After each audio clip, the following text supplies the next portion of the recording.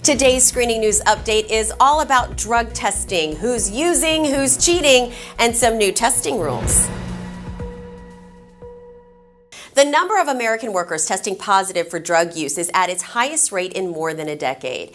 Every year, Quest Diagnostics publishes a report of drug use trends. This year's report found that the national positivity rate held steady from 2016 to 2017 at 4.2% of the workforce. Cocaine positivity rates increased for the fifth consecutive year, with 5 states, Idaho, Maryland, Nebraska, Nevada, and Wisconsin, all seeing double-digit increases.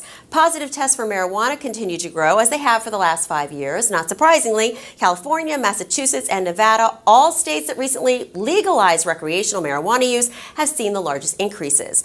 Methamphetamine use skyrocketed in the Midwest and the South, while prescription opiates and heroin rates continued to fall.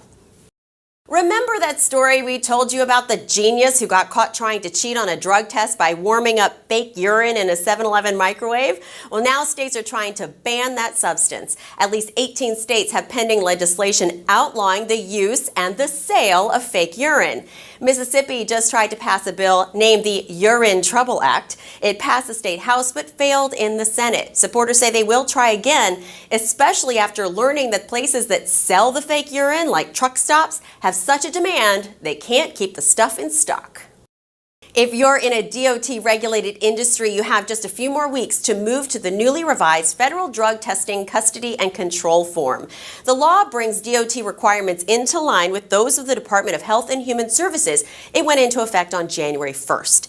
At that time, employers were required to add 4 additional Schedule II substances and remove an initial analyte for MDEA. The test is still referred to as a 5-panel, but opiates are now called opioids in order to include the growing problem of the semi-synthetic drugs.